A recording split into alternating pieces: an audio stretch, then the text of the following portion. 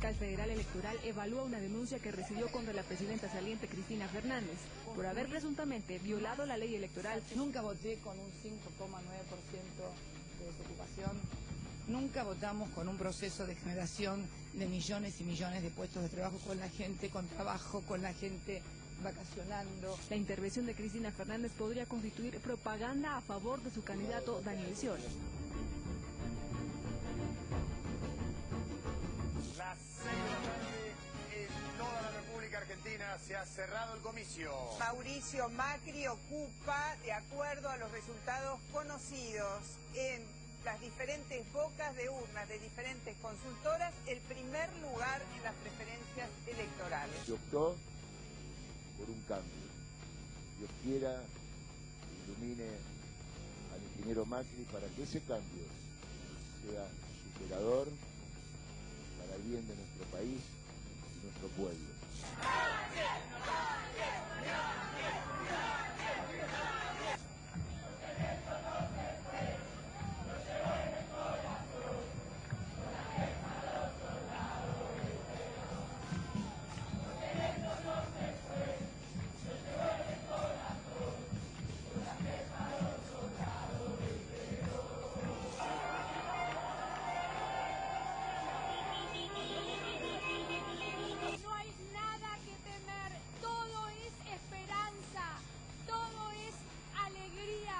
Ustedes empezaron a gritar, sí se puede, sí se puede.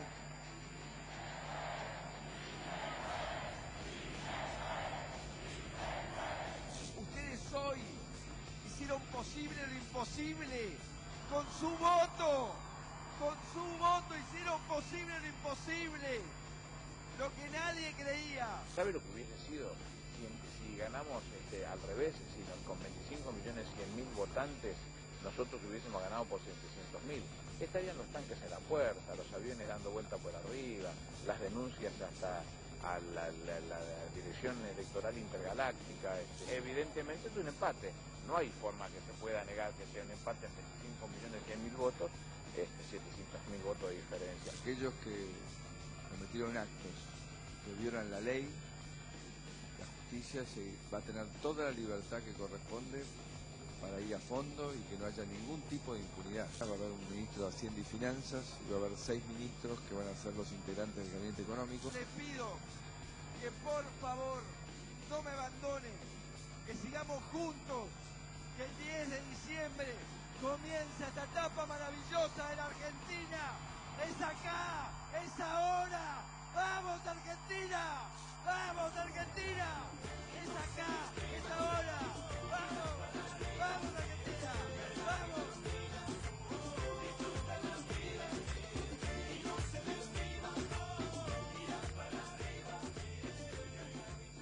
¿Por qué ganó Mauricio Macri? ¿Por qué perdió el kirchnerismo? Ahora que ya terminó la campaña, algunas de las cosas que se veían venir uno las puede analizar sin que sea interpretado que uno opera para uno u otro bando con la crispación típica que tienen las campañas electorales. ¿Por qué ganó Macri? ¿Por qué perdió el kirchnerismo?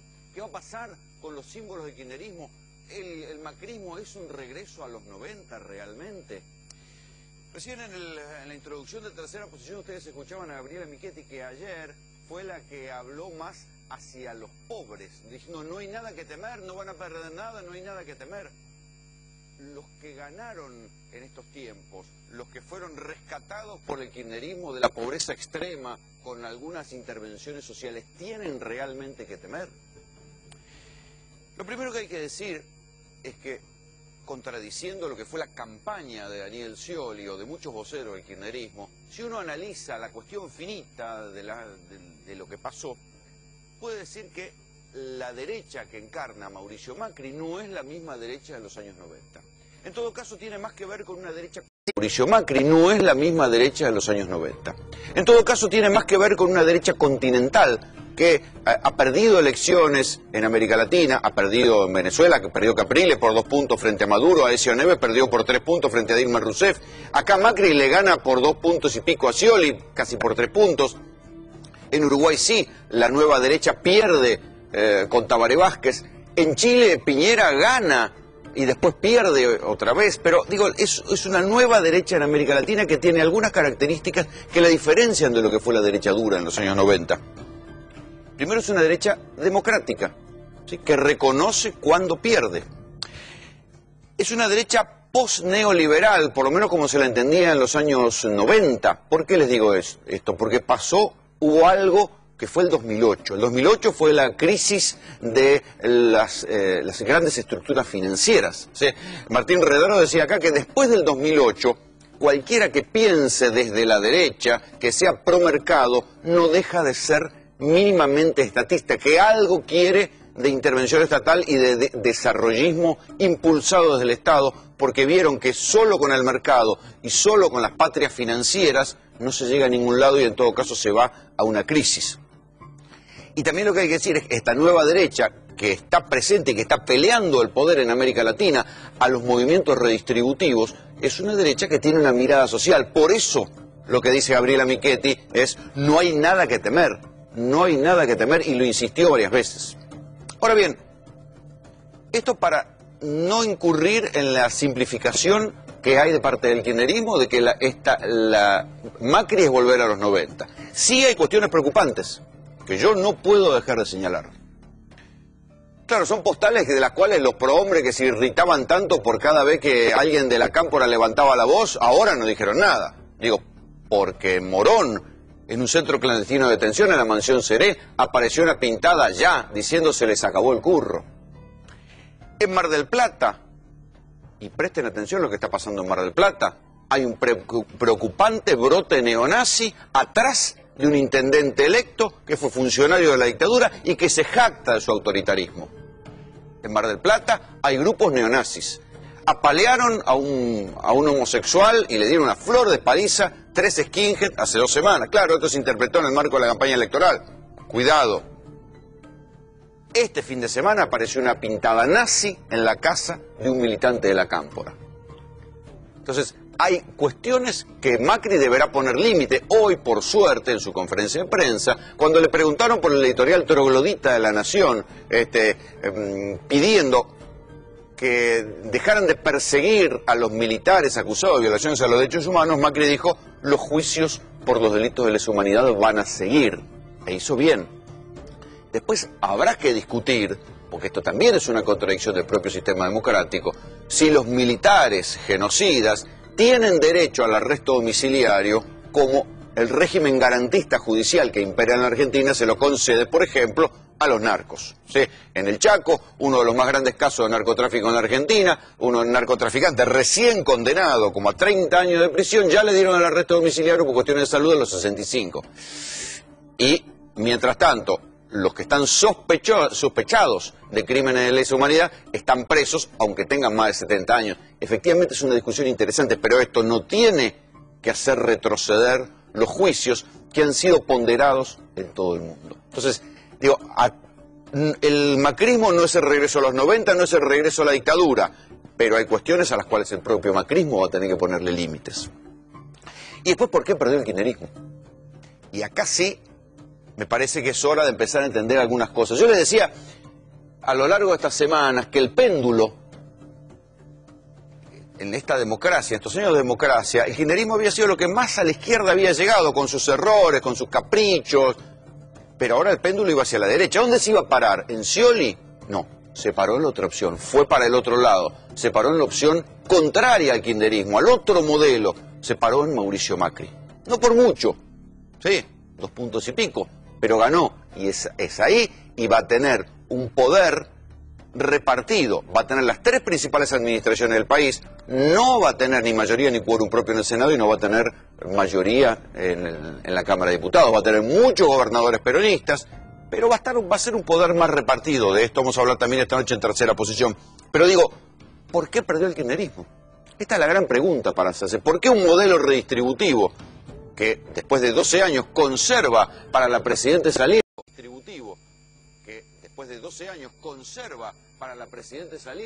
altos niveles de simpatía, pierde una elección frente a algo que es supuestamente un representante del mercado y de la derecha?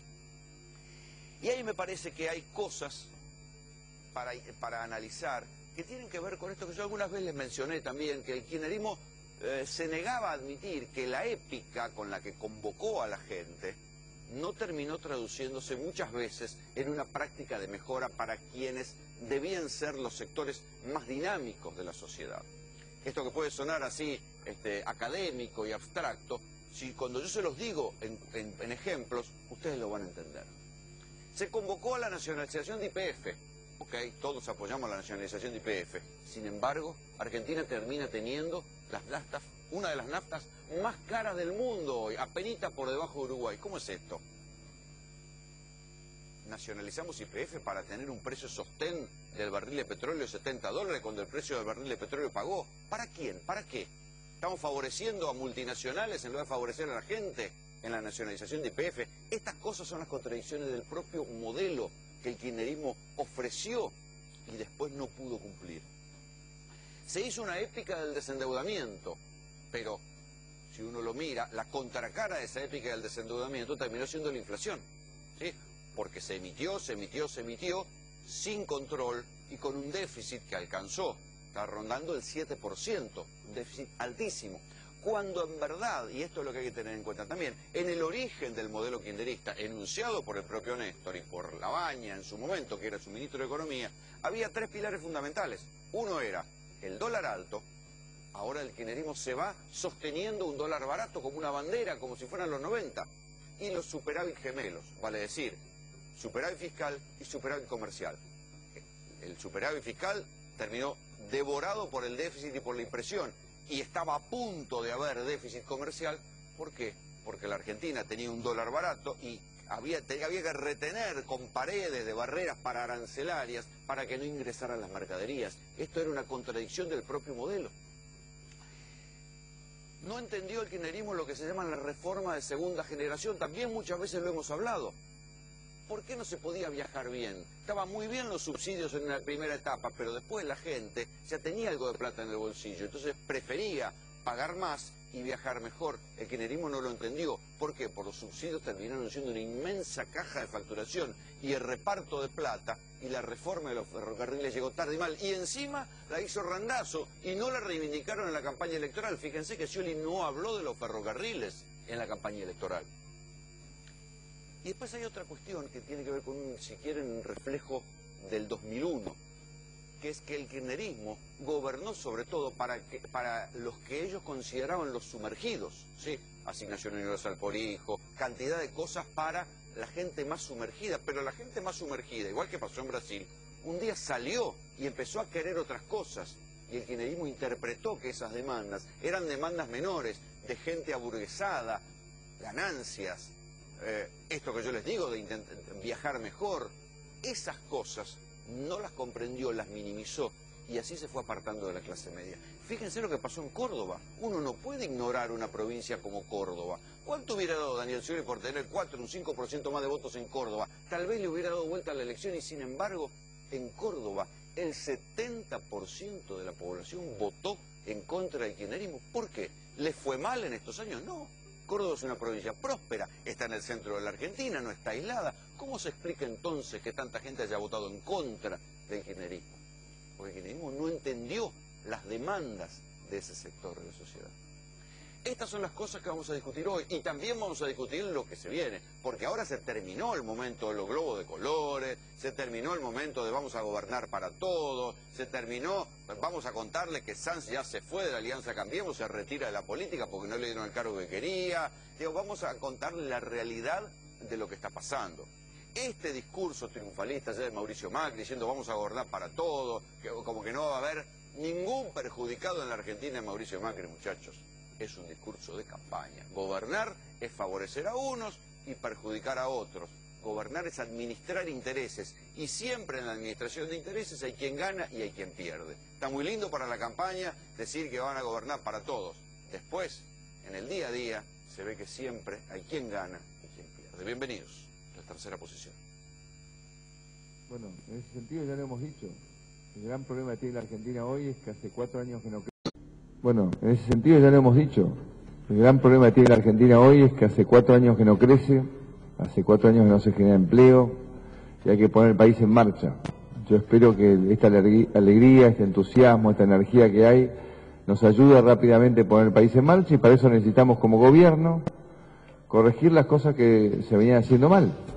El cepo es un error, el no dar información, el no tener acceso a estadísticas, no tener un banco central independiente, son todas cosas que vamos a corregir y vamos a recrear un espacio para aquellos que pueden y quieren invertir en la Argentina, empezando por nosotros los argentinos, lo hagamos, y en los próximos días iremos avanzando en eso. ¿Se puede levantar el cepo? ¿Se va a levantar el cepo? Bueno, en principio ustedes recuerdan que Mauricio Macri decía que podía levantar el cepo desde el primer día. Bueno, ya hoy empezó a decir que bueno, que el cepo, que hay que ver, que tiene que enterarse primero cuáles son las cifras reales de la economía. Lucio y Mateo, buenas noches. ¿Se puede levantar el cepo, sí o no? Sí, apostemos. A ver, sí, pero sería un desastre. Tengo los números. Mira, esto es al revés de siempre. Viste que a veces, a ver, la gran Menem, ¿cuál fue? Decir que iba a hacer una cosa y terminar haciendo otra. En este caso, me parece que es positivo que, por lo menos por lo que se ve hasta ahora, el PRO actúe con responsabilidad. Que levantar el cepo haya sido una promesa de campaña atractiva para la clase media, para la gente que estaba harta, cansada, que no quería más kirchnerismo, digo, porque la verdad es que hubo mucho voto emocional negativo. Mucho voto hinchado a las pelotas. Claro, pero después cuando les toca gobernar dice, no, mire, la verdad, nosotros dijimos que el cepo en un día, pero en realidad lo vamos a levantar cuando estén las condiciones dadas. Con lo cual, yo te diría, Rolando, prefiero que me hayan metido en la campaña y no que levanten el cepo ahora en un día, porque levantar el cepo en un día sería un desastre. Hoy se vio también que Mauricio Macri está desesperado por ir a buscar los dólares del campo. De hecho, hay reuniones a todos diciéndole al muchacho, liquiden la guita de la cosecha, liquiden la guita de la cosecha. ¿Qué van a hacer para esto? A ver, la fórmula es la siguiente. Hoy, con el dólar que tenemos, que es aproximadamente 9.70 menos las retenciones, el productor termina recibiendo por cada dólar 5 o 6 pesos. La verdad, no parece muy atractivo. Por eso tienen las hojas de los silobolsas y no liquidaron la cosecha. Ahora, si se está manejando la fórmula de un dólar a 10.11, 11 para marzo, que es lo que se está planteando, pero además no cobrarle retenciones hasta fin de año a los productores, el dólar de 5 o 6 se transformaría en un dólar de 10.11. Con lo cual el productor dirá, bueno, me están pagando el doble de lo que me estaban pagando, podría verse con ganas de liquidar la cosecha. También, como esos productores al fin y al cabo son argentinos, Rolando, no son ni suecos, ni estadounidenses, ni noruegos, ni suizos, también podrían decir, che, no, y a 11 no, esperemos un poquito más. Y ahí la cosa empezaría Damián, el cepo es una de las bombas que tiene que desactivar Mauricio Macri, una bomba que le dejó el kirchnerismo. Sí, claramente, porque imagínate que para que vuelva a crecer la economía se están necesitando insumos para agregar en la cadena de valor de producción industrial para poder volver a exportar, por lo cual hoy la economía está atada. ¿Y por qué no lo hizo el kirchnerismo? No lo hizo el kirchnerismo porque justamente al colocar el cepo la ató la economía y quiso generar un proteccionismo en el mercado interno en el cual este hecho de apalancarse en las exportaciones lo terminó estrangulando la economía, porque en realidad no podía importar los insumos necesarios porque no generaba la cantidad de dólares necesario para poder hacerlo. Bueno, vamos a apostar. ¿A cuánto el dólar? ¿El blue o el oficial? No, ¿cuánto? El mercado único. ¿A cuánto va a cerrar? Vamos. Yo tengo la bandera. ¿Una vez abierto el cepo? Sí. Ahora 15, dijo Scioli. 15, tome la de 15. No, tengo la de 15. No, pero me juego por 14. 14, cerramos 14. Quiero ser optimista. Lucio va con 14. El 14, ¿qué número es en la quiniela? No sé. El borracho. El borracho. Damián, ¿a cuánto? Yo la verdad que le pediría el cartelito a Lucio también, ¿eh? Sí, 14. Yo me jugaría con 14, sí. Yo creo que va a ir para más, porque me parece que la realidad lo va a empujar para arriba. La niña bonita. En realidad el valor del dólar... La realidad lo va a empujar para arriba, No, en realidad el valor del dólar tiene que ver cómo vos bajás la espiral inflacionaria en los próximos meses y cómo ese dólar blue empieza a retroceder en realidad en relación a las expectativas. Vamos a ver qué dijo Macri hoy de impuesto a las ganancias. Ganancias, lo que dijimos en la campaña, vamos a ajustar el mínimo imponible para devolver la justicia a ese impuesto, que de la mano de la inflación se transformó en una estafa para una enorme cantidad de trabajadores que, no habiendo mejorado en términos reales sus saberes, se encontraron pagando impuestos. Bueno, por si no quedó claro, el impuesto a las ganancias es uno de los grandes errores políticos del kirchnerismo, que no comprendieron, pensaron que todavía gobernaban para los sectores más sumergidos y que esos sectores sumergidos iban a ser los que le iban a permitir ganar eternamente elecciones, y no entendieron que había algo de violencia en decirle a muchos laburantes que estaban cobrando una cantidad de que estaban cobrando una cantidad de plata y después descontárselo. Esto generó una cantidad de bronca importante. ¿A cuánto cierra ganancia para ustedes, muchachos? Eso es interesante porque claramente la posición de Scioli fue, bueno, de 30.000 pesos para arriba, pero Macri dijo retrotraer al año 2007, ver cuánto fue la inflación y después tomar un número. Sí. ¿Para qué inflación? ¿Qué inflación? Bueno, Claro. o sea, vos vas por el 30, vos vas por 30.000. Yo voy Bueno, por ¿Vos pensás que era de 30.000 o la otra, No la hay de 40, 35? no hay 40, yo me juego por 40. Claro, ¿Vos 40? ¿Sabes por qué? No por ninguna alquimia matemática, sino porque simplemente una vuelta se lo preguntamos acá a Rogelio Frigerio, uno de los candidatos a ministro de Economía, y Frigerio, hombre del PRO, hombre de Cambiemos, dijo, y eso estaría más o menos en los 40.000 pesos. Del lado del análisis, Rolando, cuando vos te pones a evaluar qué le hizo perder más votos al kirchnerismo, bueno, ganancias es un tema, el cepo cambiario es otro, y me parece que el tema de los subsidios es otro. Digo, porque al final terminó subsidiando a los sectores que nunca lo votaron, ni iban a votarlo. Y solo en Capital y Gran Buenos Aires. Y solo en Capital y Gran Buenos Aires. Cosa Y especialmente en Capital no, que es una Federal. maraña que no pudo desarmar. Usted Sí. va por Yo voy por 35 40, más. Acá hay 40. 35, yo voy por 40. Como dijo Rogelio Frigerio, se supone que la cifra va a estar alrededor de eso. Ahora, también hay otro tema con ganancias, Rolando, que es muy importante. ¿Cómo lo comunican? ¿No? ¿Y cómo lo hacen? Porque si ganancias empieza a ser una cuestión complicada, de que en realidad yo te tomo el pago de esto, te tomo el pago del otro, las deducciones. no. Muchachos, háganla fácil, suban el mínimo imponible. Y a partir de ahí una escala claro, nueva. y todo lo demás lo vamos a hablar. Igual hay que decir que ya están diciendo que no van a aplicar el impuesto a la ganancia, atención muchachos, para los aguinaldos. Cuando Claro. se cobre el medio aguinaldo a fin de año, no lo van a aplicar. Y queda al macrismo a mitad de camino con una propuesta que se hizo Scioli, es aumentar el tema del monotributo, porque también las escalas del monotributo quedaron bajísimas, Claro. bajísimas quedaron las escalas del monotributo. Eso le queda pendiente a Macri, que todavía no dijo nada que iba a hacer con él. Ahora, ¿qué va a pasar con YPF? Esto dijo Macri hoy en su conferencia de prensa. Lo que hace al management de YPF será evaluado desde una consideración profesional, porque como también lo he dicho en la campaña, el caso de Galucho no es el mismo caso de otras gestiones que ha llevado a cabo este gobierno, donde puso gente no idónea, improvisando y realmente obteniendo, obviamente como no iba a ser de otra manera, malos resultados. En el caso de Galucho habrá que evaluar con el ministro de Energía futuro cuál es su opinión acerca de la conducción de YPF en los últimos tiempos y ahí tomaremos la decisión. Lo de YPF es francamente violento, ¿no? Porque, digo, convocaron a la nacionalización de la empresa, nacionalizaron, todo bien, todos aplaudimos, pero hoy YPF aumentó la nafta, Lucio. Sí, cuando en realidad el barril de crudo vino bajando. Argentina pasó de un extremo a su antítesis. El extremo era, la nafta estaba infinitamente más barata de lo que se pagaba en el mercado externo, de lo que vale el barril de crudo, que tiene dos cotizaciones, la cotización de Nueva York y la cotización de la de Londres. No hay mucho más misterio en eso.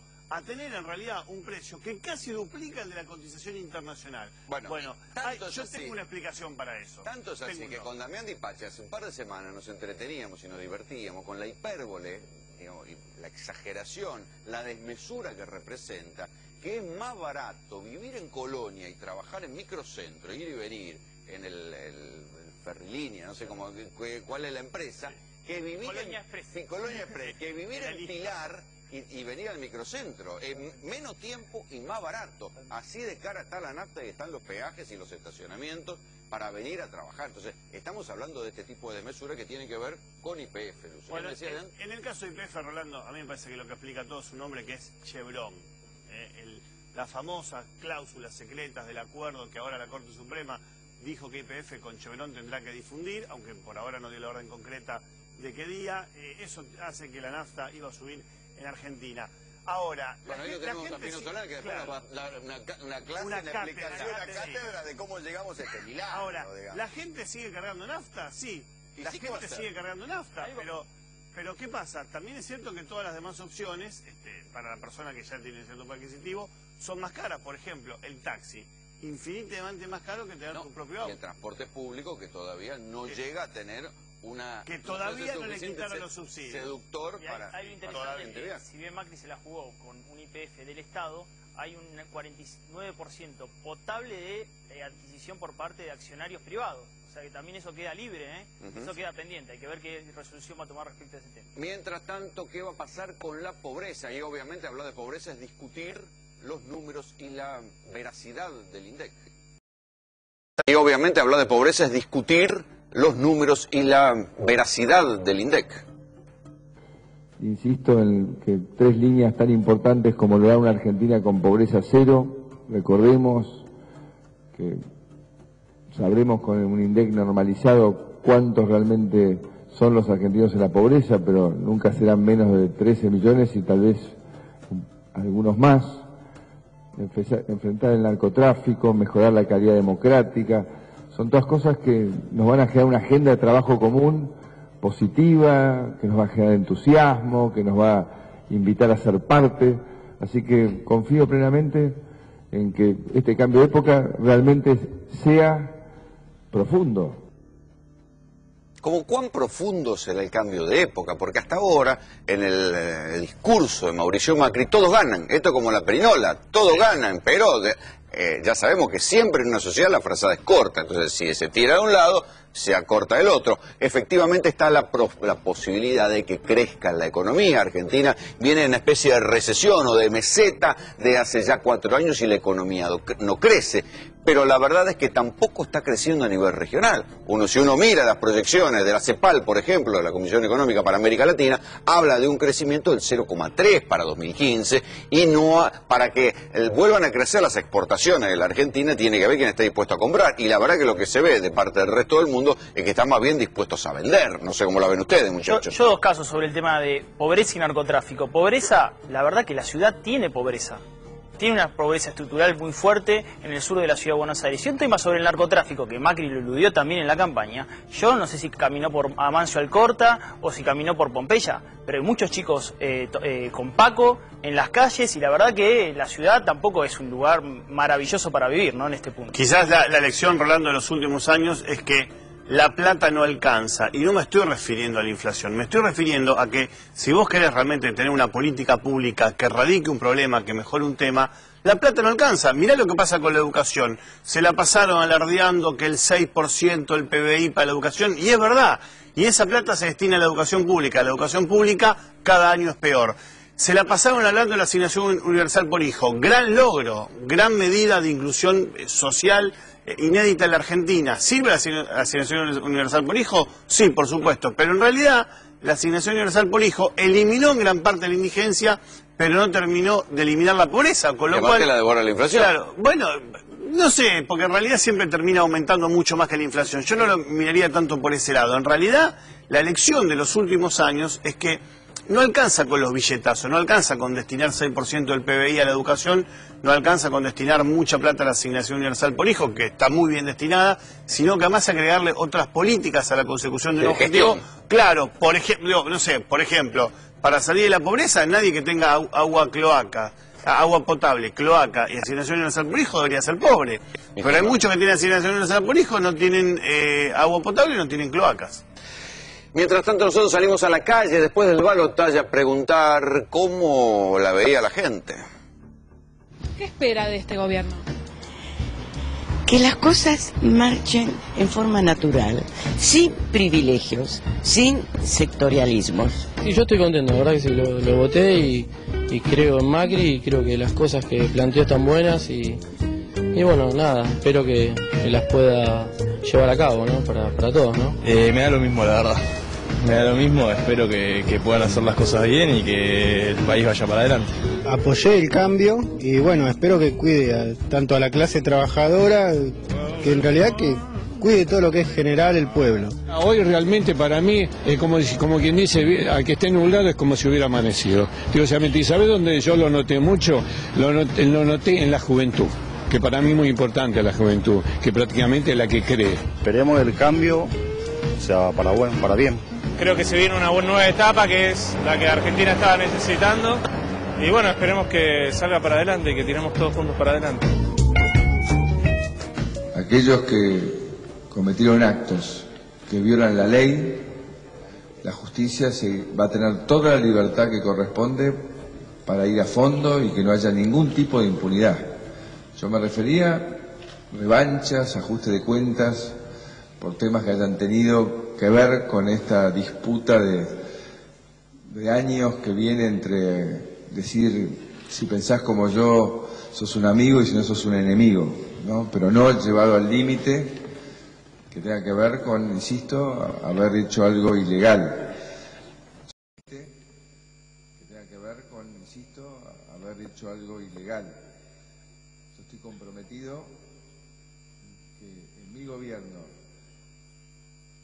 realmente todos estén siempre a disposición de la justicia.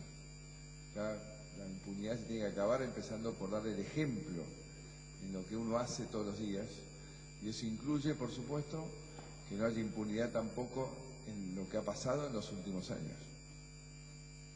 ¿Por qué ganó Macri? ¿Por qué perdió el kirchnerismo? Esta es la pregunta fundamental después del balotaje de ayer. Y convocamos a Iván Petrella, legislador porteño por el PRO, a Fernando Pino Solana, senador nacional de Proyecto Sur, y a Mariano Tato, especialista en comunicación y marketing. Yo creo que no van a tener ningún problema los invitados en que empiecen por Pino. El más viejo. Claro. Qué malo. El decano, viejo, no el más viejo. Sí, pégale pues, Pino. Buenas noches, ¿cómo te va? ¿Qué tal? ¿Es un regreso a los 90, Macri? No, eso sería una exageración. Comparto muchas de las cosas que avanzaste en el editorial. Y es evidente que existe hoy en América Latina una nueva derecha, podemos decir derecha democrática, una derecha que ya no es el neoliberalismo impune de los años 90. Hay una generación joven de dirigentes que está ocupando un lugar en diversos países de América Latina y que se está ubicando con un oído más sensible a la realidad. ¿Y por qué perdió el kirchnerismo? Y perdió por un conjunto de temas. Ellos dicen que habían hecho las cosas tan bien. No, pero ese forma del relato. Lo importante es que digamos quienes dicen. Acá ha habido un simulacro de reformas. Posaron como progresistas y avanzados y en realidad mantuvieron la mayor parte de la legislación de Menem. Hasta la ley financiera y bancaria de José Martínez Dios y Jorge Rafael Videla sigue vigente. Iván, ¿por qué ganó Macri? Mira, creo que hay muchas razones, pero creo que una razón fundamental es que el PRO interpretó mejor que el kirchnerismo las demandas actuales de la sociedad. Y ahí te diría hay dos partes. Por un lado, como bien lo dijeron ustedes hace poco en el bloque anterior, hace más de media década que el kirchnerismo fracasa en redistribuir, ¿no? Hace más de media década que la economía no crece, que la inflación es muy alta, que no crece el empleo, o sea que la gente no vive mejor. Ahí hay un tema puntual de la economía y creo que en ese sentido... Sin embargo, hay baja desocupación, después podemos discutir las estadísticas, y hay un nivel de consumo respetable. Sí, ahí sube ocupación, diría. Pero por el otro lado, también es cierto, creo que cambió la sociedad, que la sociedad piensa de manera distinta a los debates que plantea el kirchnerismo. Ya no piensa en términos estrictos de derecha e izquierda, no piensa en términos de los políticos que tienen que ir a darle un monólogo a la sociedad e increpar a otros y marcar divisiones. Y creo que la gente realmente está buscando una manera distinta de hacer política. Esto es lo que hablábamos alguna vez de la reforma de segunda generación. Segunda generación. Que se pueda viajar mejor, que la educación pública sea confiable. Sí, pero no solamente eso, Rolando. Votó en esta elección alrededor del 50% de la población tenía 40 años o menos. Primera generación democrática que surge en la Argentina. Y la verdad que con la dirigencia de Cambiemos, Mauricio y entre otros, y muchas personas más jóvenes que acompañan a Mauricio, también tenés una nueva generación democrática que creo que representa mejor la manera de pensar el país hoy de la ciudadanía, y creo que eso tiene mucho que ver con la... A propósito de la juventud, le voy a preguntar a Mariano Tato si Macri es el primer presidente que lleva haciendo un uso y ganando en las redes sociales. Sí, absolutamente. Macri montó un sistema de campaña absolutamente integral con todos los medios, buscando una sinergia y sobre todo concentrándose en el 32% del electorado, que tiene una gran composición de ADN digital puro y una mutación de los que son un poquito más grandes que se que están en la franja centro, ¿no? Que están en la franja centro, que tiene que ver con Santa Fe, Córdoba, Buenos Aires, ¿no? Y que son justamente los de mejor infraestructura de conectividad. y donde tuvo mayor éxito, por supuesto. Sí, absolutamente, con un mensaje muy fresco, muy de ideal, en contraposición y antagonismo contra una ideología muy dura del kirchnerismo, donde ese manual muy adecuado para paliar una crisis global. Sin embargo, yo recuerdo que el kirchnerismo en 2011 tenía mucho trabajo en redes sociales, incluso se decía que tenían unos chinos, viste, que escribían y mandaban mensajes y bombardeaban. Sí, pero ese es un trabajo de volumetría, no es un trabajo de calidad, y el trabajo de calidad es lo que te genera y te construye intención de voto, porque la naturaleza de las redes sociales es participar, opinar. Calidad es lo que te genera y te construye intención de voto, porque la naturaleza de las redes sociales es participar, opinar y que la gente se sienta parte en este momento de ser el cambio. O sea que ¿no? Lo que se decía de Obama en su momento en Estados Unidos, que era el primer presidente que había ganado impulsado por las redes sociales, que había hecho diferencia con las redes sociales, acá le corresponde a Macri. Absolutamente, y lo de Obama fue a medias, pero es lindo decirlo y fue un Yo lo leí por ahí, no sé. Es que ese es el gran mito del que todos hablan. ¿En qué momento el discurso del kirchnerismo perdió frescura? En el momento que la televisión pública te lo empezó a repetir todo el tiempo, en el momento de la cadena nacional, porque la sensación que hay es que en un momento, cuando vos el mismo argumento lo escuchaste 1, 2, 3, 4, 100 veces, ya te termina aburriendo, aunque quizás te parezca correcto conceptualmente. Mira, principalmente cuando tenés una confrontación con la realidad cotidiana de algo que te están invadiendo con mensajes, pero vos no lo ves materializado. O sea que todo, claro. Entonces... Esto es lo que decía yo en el comienzo y que creo que Pino lo va a suscribir también, la diferencia entre la épica y la práctica. No, y por cierto, se ha mentido mucho, Rolando. Uno puede mentir algo, pero la gente no es tonta. En un país donde no ha habido derecho a la información, donde el INDEC te mentía de una manera desaforada, se habla de redistribución del ingreso y de la asignación universal. Pero no exageremos, la asignación universal hoy en día son 12.000 millones de pesos, son 1.400 millones de dólares a cambio oficial. ¿De qué estamos hablando? Y vos hablabas de los subsidios al petróleo, están entre 7.000 y 8.000 millones de dólares anuales. Claro, bueno, ese es uno de los grandes lujos por el que se va la plata. El presupuesto nacional de salud son 2.200 millones de dólares, más la asignación universal, más el fondo alimenticio, que son 335 millones de dólares, es la mitad de los subsidios al petróleo de todos los años. Entonces se habla de la nacionalización de YPF, solo el 51%, que es el 16% del mercado. Pero ¿cuántas YPFs? Si la indemnización fue 6.000 millones de dólares y estamos gastando por año de Estamos comprando un YPF por año. Pero no, todas esas mentiras es una vergüenza. No. Vamos a ver qué dijo Mauricio Macri sobre cómo va a ser el gabinete. Mi impresión, se las adelanto, es que no quiere un superministro. Esta semana vamos a trabajar activamente para definir lo antes posible el gabinete económico. Yo no voy a designar ministro de Economía, va a haber un ministro de Hacienda y Finanzas y va a haber 6 ministros que van a ser los integrantes del gabinete económico para que rápidamente vayan a tomar contacto y saber cuál es la situación. El gabinete económico sí son 6 ministros, el ministro de Trabajo, Hacienda y Finanzas, Energía, Producción, Transporte y Agricultura, Ganadería y Pesca.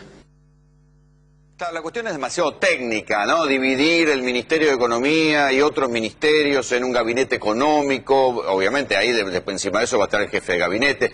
Pero mi impresión es que, claro, tener un ministro de Economía muy fuerte se convierte en un fusible. Si al ministro de Economía le va mal, después viene una crisis de gabinete. Pero primero vamos a repasar las bombas que deja el kirchnerismo. ¿Hay bombas activadas que deja el kirchnerismo para el plan económico de Macri, Damián? Sí, la realidad es que, fíjate, acá lo que hicimos es una especie de matriz con dinamitas que pueden estallarle cuando asuma Macri el 10 de diciembre. Una dinamita es... Esa estalló, mira, muy bien, Esa estalló. Esta estalló, la realidad que es una inflación del 23%, el año pasado fue del 38%, y Macri tiene el objetivo de llegar a un dígito, ¿no? Veremos en qué plazo y cómo. Bueno, el 23 la ciudad dice 26, ¿no? Sí. El índice de la ciudad y el índice de Congreso dicen 26. Y lo que hicimos de tomar entre el IPC y meter un medio entre el IPC y el IPC Congreso. Cuentas ¿Cómo hacer fiscales. para bajarla? Hay que ver cómo se hace para bajar eso. ¿Vos cómo lo ves, Pino? ¿Se puede bajar la inflación? Por supuesto que se puede bajar, pero es una batería de medidas. Pero en un país con una bajísima inflación, como lo que sucede en Argentina, y sin confianza, lo más difícil es reconstruir la confianza del argentino en su moneda. Iván. Sí, a mí me parece que el clip que mostraste tiene un par de definiciones importantes. Por un lado es cierto, como decís, que Mauricio no quiere un superministro de Economía, pero no quiere un superministro de Economía porque el modelo Axel Kicillof hoy es igual al modelo Domingo Cavallo antes, con otro tinte ideológico, pero es el mismo modelo. Y por otro lado, lo que se busca es siempre gestionar en equipo, ¿no? Y lo importante siempre, y esto hay que resaltarlo para Mauricio, es el eje político, es la política que... Lo importante siempre, y esto hay que resaltarlo para Mauricio, es el eje político, es la política que maneja la economía. ¿Hay gestión real en equipo o es una zaraza de marketing? No hay gestión real en equipo. Fue así en la ciudad y esa clase de gabinete funciona porque sabemos que puede funcionar. Digamos, hay trabajo en equipo. Damián, otra bomba. Otra bomba, cuentas fiscales, un déficit del 6% de PBI, algunos dicen un 7% del PBI, y la realidad que tiene mucho que ver con la otra bomba, que es la inflación, ¿no? Porque la realidad que se financió el gasto público con mayor emisión. Vamos a bombas, a ver, continúe los estallidos. Otra bomba. Se viene el estallido.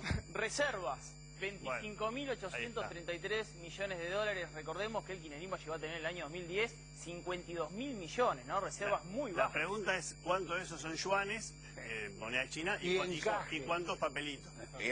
¿Y cuántos dólares? Que seguramente debe ser la mejor. ¿Y hay plata o no hay plata, Pino? No, hay mucho menos plata de lo que se dice, porque aquí hay que descontar los encajes. Eso dicen muchos economistas terroristas neoliberales. No, pero... ¿Vos además, lo suscribís? No, yo lo suscribo porque hay mucho depósito de banco extranjero acá, que no es plata argentina. A ver, otra bomba. Otra bomba. La devaluación, tenemos una devaluación lo que va del año del 20% frente a otras monedas, como por ejemplo el real, que devaluó entre 60 y 70%, el rublo, países con los cuales competimos somos socios comerciales y obviamente hay un tipo de atraso cambiario muy importante, ¿no? Que hoy estamos hablando en cuánto va a quedar el tipo de cambio para tener una economía mucho más competitiva. ¿Cómo se pueden tomar estas medidas, Iván, sin afectar a vastos sectores de la población? Bueno, me parece que hay dos cosas. Por un lado, creo que el análisis que hacen ustedes muestra también algo, ¿no? Un gobierno es bueno cuando deja al país en buenas condiciones al gobierno que viene, con una transición más simple, más ordenada. Acá parece que ustedes están indicando que no es tan así, ¿no? La imagen misma de las bombas. Bueno, no es el 89. Pero eso es una vara muy, muy baja, no es una vara normal. No es el 2001. Otra el 99. Otra vara bajísima. Lo que pasa es que hay la impresión de que vas a empezar a cabalgar sobre la teoría de la herencia recibida. Seguramente el gobierno la va a usar. La pregunta es, ¿cuánto le va a durar la teoría de la herencia recibida? No sé, pero son ustedes los que están remarcando alguna No problemática. digo que sea incorrecta, no estoy diciendo que sea una teoría incorrecta. Ahora, en relación a la otra pregunta, Rolando, decíamos antes que para Cambiemos y para Mauricio, es la política que maneja la economía. En las reuniones de economistas de Cambiemos, que yo participé en algunas cerradas las últimas semanas, hay una frase cabecera de Mauricio que es clave, que él se la da a todos sus economistas. Y es, no vamos a descuidar a nadie para que cierren los números. Eso son las reuniones privadas de trabajo con los economistas. O sea que, por eso Michetti decía en el discurso de ayer, no hay nada que temer. Exactamente. O sea, yo no sé cuáles son las medidas particulares, pero toda herramienta va a ser usada con cuidado para asegurarnos de que las personas, especialmente las personas más vulnerables, ¿qué cara pone Melconian cuando le dicen esa frase? ¿Qué cara pone Sturzenegger? Sería muy divertida esa reunión. No vamos a hacer la administración de la cara, Mateo. ¿Qué cara pone cuando dice no vamos a descuidar a nadie para que yo soy muy mal imitador? Otra bomba, Damián. PBI, bueno, la realidad es que el crecimiento del PBI es muy débil. Este año el 0,5%, el año pasado cayó un 1,5% y pasamos de una economía que en su momento llegó a tener un crecimiento superior al 9%, 7,6%, a un crecimiento de hace 4 años débil o inexistente y a veces con caída del Producto Bruto Interno. Adelante con los estallidos. Seguimos con las exportaciones. Ahí tenemos entre el año 2003 y 2008... las exportaciones que hicieron un 50%, entre el 2009 y 2014 solamente un 5%. Ahí tenés un problema muy importante, porque ahí empezó con el cepo cambiario la caída de las reservas debido a que tu producto no estaba traccionando. Bueno, es que esto es lo que decíamos en un comienzo también, que se alteró el modelo mismo del primer kirchnerismo, que tenía que ver con los superávit gemelos y con un dólar alto, y el kirchnerismo termina aferrándose a una consigna de los 90, que es el dólar barato. Pino, te encantó a vos. No, pero por supuesto, esto ha sido un azote para las economías regionales. un desastre.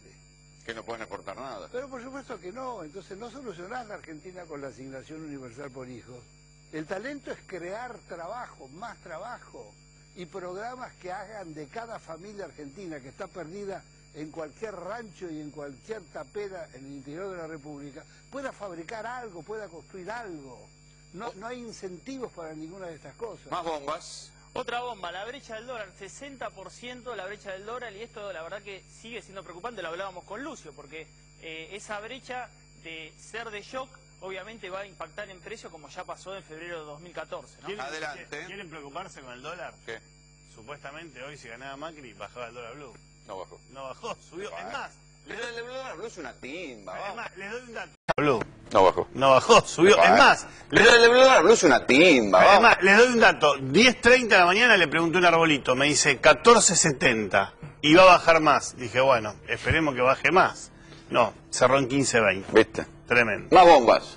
Cepo para importar, hablamos de caer las exportaciones, la cantidad de movilización de dólares diarios disponible en la economía fue de $300.000, después bajó a $150.000, bajó a $75.000, hoy estamos en $50.000 diario de importación. La verdad que obviamente también ahí la economía quedó sumamente ajustada, ¿no? Mariano, ¿qué pasa con las industrias que tienen que ver con la creatividad, con la tecnología? ¿Pueden crecer en este ámbito? Que industrias que buscan muchos recursos humanos y materia gris. Sí, de hecho pueden crecer muy bien por la calidad del argentino. En estos segmentos de creatividad, de tecnología, de diseño, la verdad que Argentina tiene una formación muy buena y justamente por estas bombas que ustedes están exponiendo, contratar materia gris argentina es extremadamente bueno.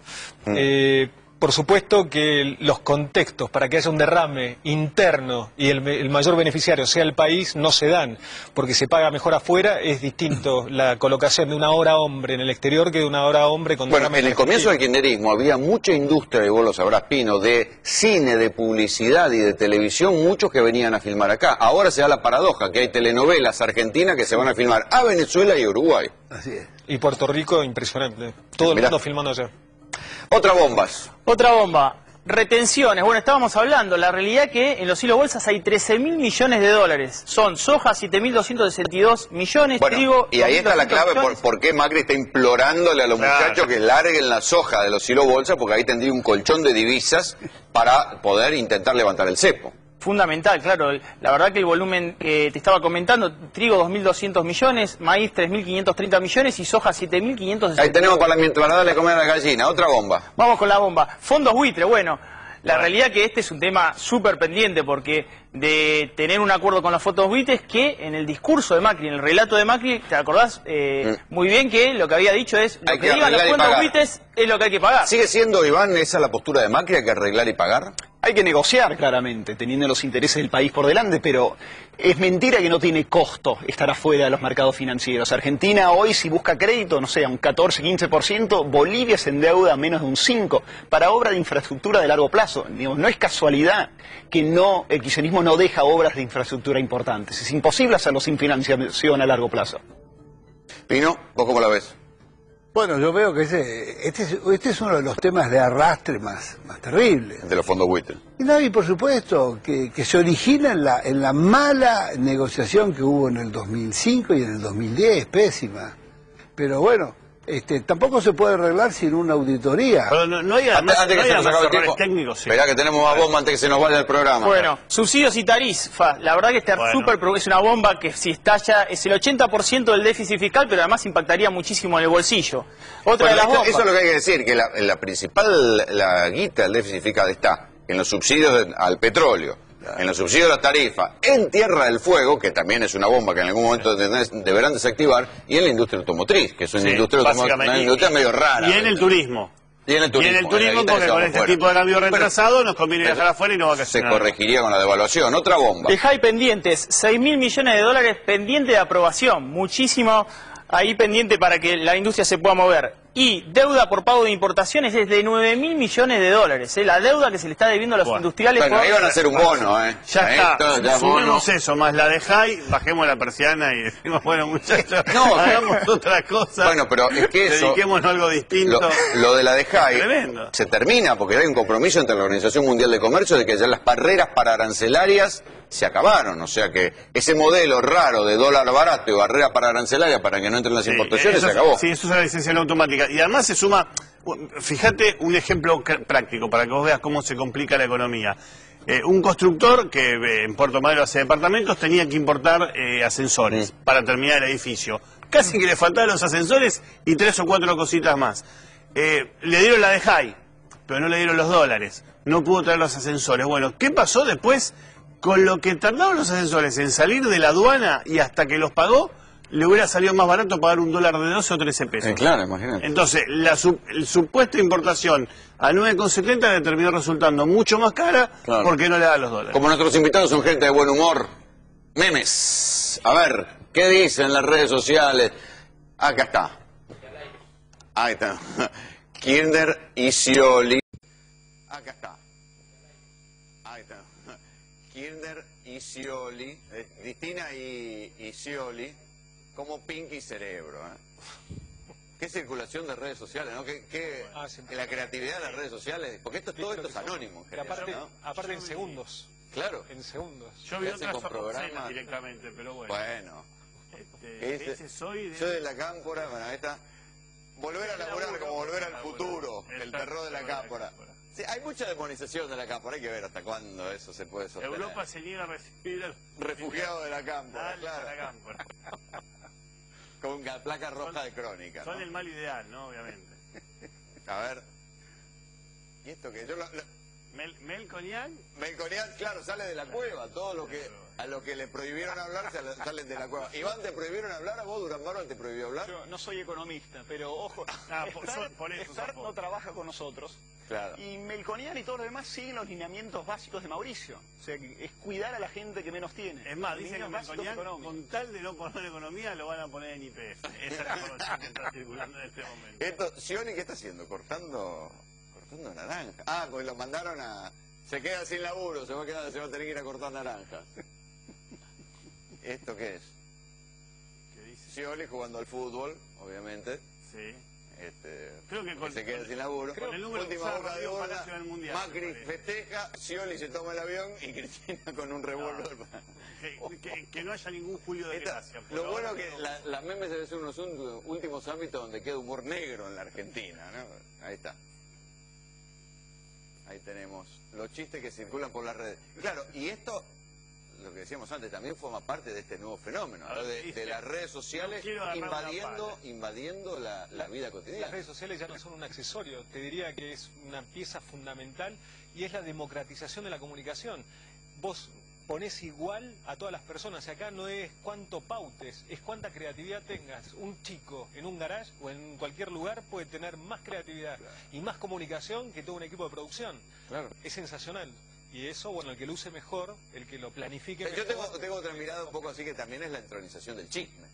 Porque cuántas veces muchas cosas que no son verdad circulan por las redes sociales y se consideran ciertas. Creo que al mismo nivel que en los medios tradicionales. Sí, pero nosotros tenemos que responder con la cara, con el patrimonio. Esa es la gran diferencia. Inmunidad e impunidad que te dan las redes asociadas. Muchachos, muchas gracias por venir. A vos. Así nos vamos, esto fue Tercera Posición. Buenas noches.